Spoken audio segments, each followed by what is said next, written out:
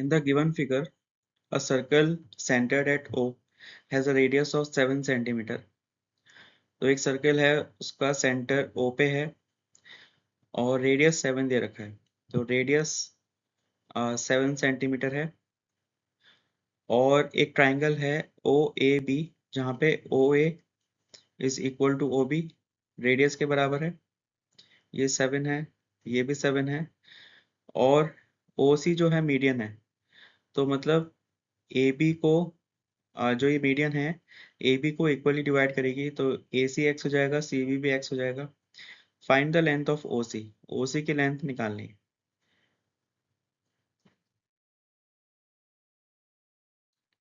तो यहाँ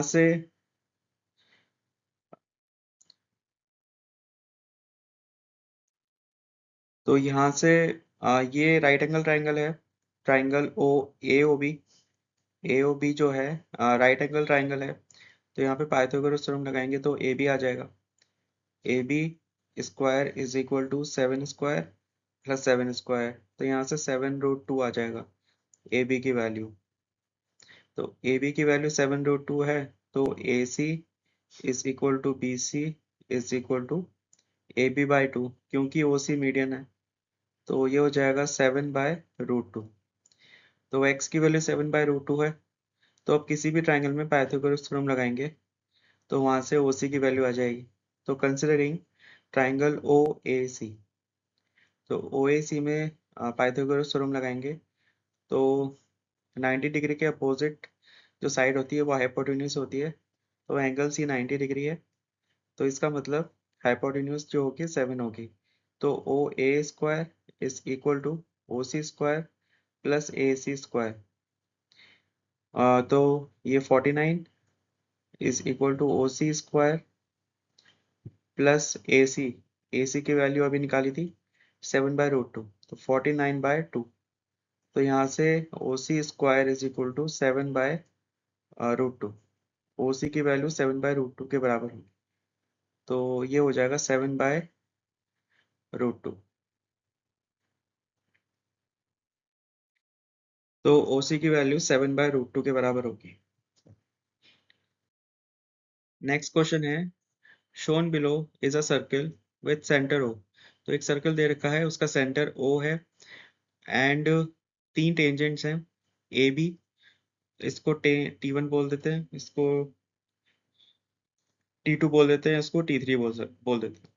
3 टेंजेंट्स हैं और तीनों 3 पॉइंट्स पे टच कर रही हैं। एक ए पॉइंट है, एक सी पॉइंट है और एक ई पॉइंट है। तो इनको पॉइंट ऑफ टेंजेंसी बोलेंगे, ए ई सी, ए ई सी। और ए ई जो है डायमीटर है, तो ये ए ई, ये जो है डायमीटर है। और tangents intersect at point B and D, तो ये बी और डी इंटरसेक्शन पॉइंट्स हैं। तो यहाँ से ये वाला इंटरसेक्शन पॉइंट है, ये इंटरसेक्शन पॉइंट है टेंजेंट, दो टेंजेंट्स की। Then at least one pair of opposite sides of quadrilateral A E D B. तो ये वाली साइड, ये वाली साइड, ये वाली साइड और ये वाली साइड, तो ये क्वाड्रिलेटरल है। तो हमें प्रूव करना है कि इसकी एटलीस्ट 2 साइड्स जो हैं पैरेलल होंगी। तो यहाँ से अब हम अगर इसको देखेंगे तो ये T1 जो है T2 के पैरेलल होगा। T1 is parallel to T2, क्योंकि ऑल्टरनेट एंगल्स इक्वल हैं। तो कभी भी दो लाइंस को अगर कोई लाइन इंटरसेक्ट कर रही है और उनके ऑल्टरनेट इंटीरियर एंगल्स बराबर हैं, ये वाला एंगल्स बराबर हैं, तो इसका मतलब वो लाइंस पैरेलल होंगी। तो L1 L2 और ये L3, तो L3 इंटरसेक्ट कर रही है और ये जो एंगल्स हैं वो बराबर हैं, इसका मतलब L1 is parallel to L2। तो सिमिलरली इस केस में T1 T1 एक लाइन है, T2 एक लाइन है और यहाँ पे अगर ए ई डायमीटर है, ए ई जो है डायमीटर है, ए ई ये जो है डायमीटर है, तो ये दो पॉइंट्स पे इंटरसेक्ट कर रही है। और रेडियस और टेंजेंट के बीच में 90 डिग्री होता है एंगल, तो ये 90 हो जाएगा। सिमिलरली ये वाला भी 90 हो जाएगा। तो ऑल्टरनेट एंगल्स इक्वल हैं, तो इसका मतलब T1 is equal to T1 is parallel to T2। तो अगर T1 T2 पैरेलल हैं तो AB should be parallel to ED, क्योंकि AB and ED are part of tangents T1 and T2। तो देयरफॉर ये स्टेटमेंट करेक्ट है कि at least one pair of opposite sides of a quadrilateral AEDB is parallel. तो AEDB, तो ये वाली side parallel है इसके ED के। AB is parallel to ED।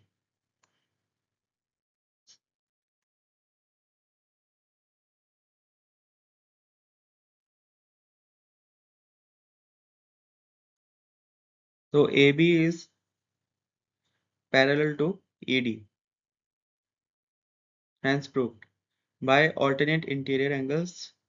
ये वाला एंगल 90 डिग्री होगा, क्योंकि रेडियस और टेंजेंट के बीच में हमेशा 90 डिग्री का एंगल होता है। सिमिलरली ये वाला भी 90 होगा।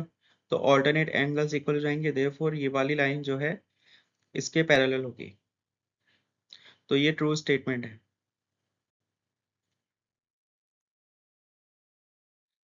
इन a given figure a circle is inscribed in a quadrilateral. तो एक क्वाड्रिलेटरल है ABCD, उसमें एक उसके अंदर एक सर्कल है और इंस्क्राइब्ड है। एंगल भी 90 दे रखा है, ये एंगल 90 है। और AD की वैल्यू दे रखी है, ये जो है 23 सेंटीमीटर है, ये 23 है। AB की वैल्यू 29 है, 29 है। और DS की वैल्यू 5 है, तो यहाँ से लेकर ये 5 है यहाँ तक। Find the radius of a circle. Radius की वैल्यू निकालनी है, इसका रेडियस निकालना है। तो रेडियस निकालने के लिए पहले एक थ्योरम होती है। अगर किसी भी पॉइंट से एक्सटर्नल पॉइंट से सर्कल पे दो टेंजेंट ड्रॉ करते हैं तो उन दोनों टेंजेंट्स की लेंथ बराबर होती है। तो ये PAB, तो PA is equal to PB। तो यहाँ पे अगर पॉइंट D को देखें, पॉइंट D, तो यहाँ से दो टेंजेंट जा रही हैं, एक ये वाली DR और एक DS। तो DS की वैल्यू DR के बराबर होगी, तो ये वाली वैल्यू 5 हो जाएगी, ये वाली वैल्यू 5 हो जाएगी।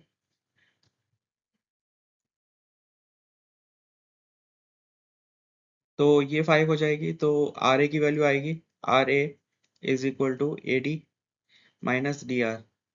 तो AD की वैल्यू 23 है और DR की वैल्यू भी निकाली थी 5 के बराबर है, तो RA की वैल्यू 18 हो जाएगी। RA की वैल्यू 18 हो गई। अब फिर से A जो है एक्सटर्नल पॉइंट है, तो RA should be equal to AQ। RA should be equal to AQ, तो ये 18 हो जाएगा। अब ये 18 हो गया, तो और AB की टोटल लेंथ दे रखी है 29, तो AB is equal to AQ plus QB।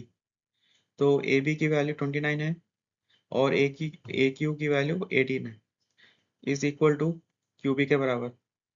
तो QB की वैल्यू आएगी 11 के बराबर, तो ये 11 हो जाएगी QB। अब हमें रेडियस निकालना है, तो ये रेडियस निकालना है, तो इसको ज्वाइन करेंगे।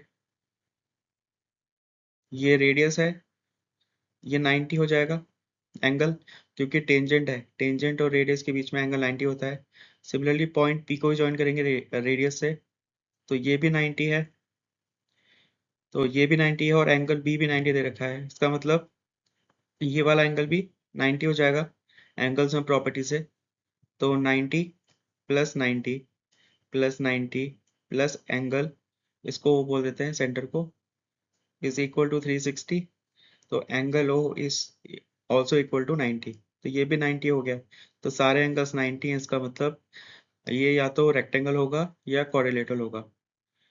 तो ये रेक्टेंगल तो नहीं होगा, क्योंकि इसकी एडजेसेंट साइड बराबर है, रेडियस रेडियस, तो ये एक स्क्वायर होगा।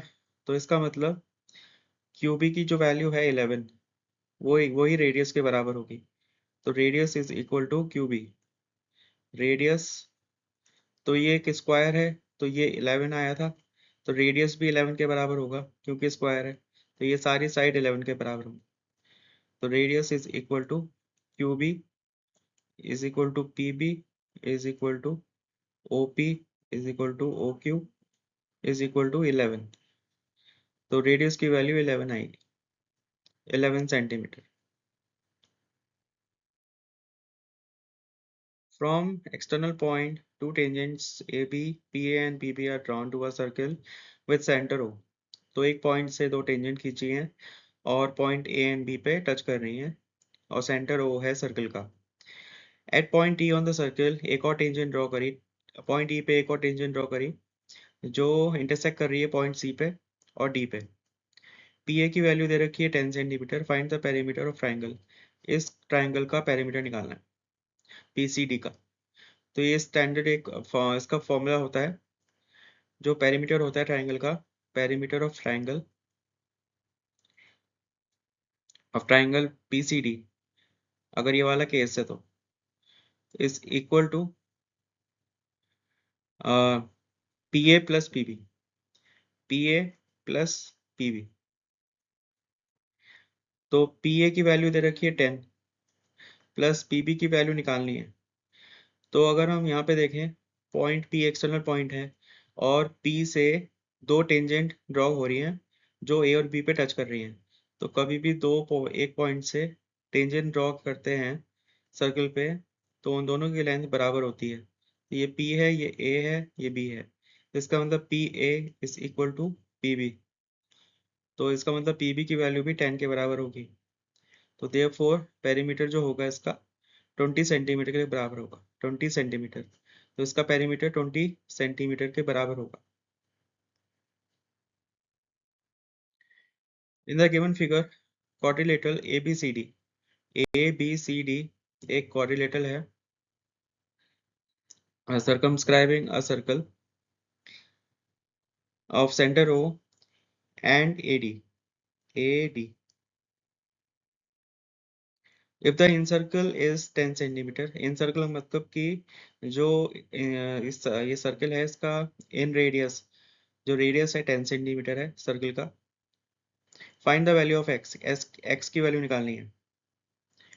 तो यहाँ से ये रेडियस है तो इसको ज्वाइन करेंगे, ये भी रेडियस है तो ये एक स्क्वायर होगा S S O A P, ये एक स्क्वायर होगा। तो रेडियस ये भी 10 हो जाएगा, ये 10 हो जाएगा, ये 10 हो जाएगा और AP की वैल्यू भी 10 हो जाएगी, AP की वैल्यू भी 10 हो जाएगी।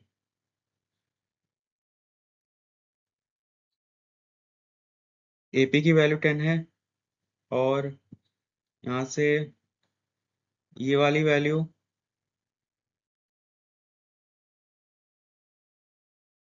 सही है। और अगर हम पॉइंट C को एक्सटर्नल पॉइंट माने तो RC is equal to CQ के बराबर होगा। तो ये 27 है तो यहाँ से लेकर यहाँ तक 27 होगा। तो ये जो बाकी लेंथ है इसकी जो लेंथ होगी 38 माइनस 27 के बराबर होगी। तो BQ की वैल्यू 11 के बराबर होगी। तो BQ 11 है।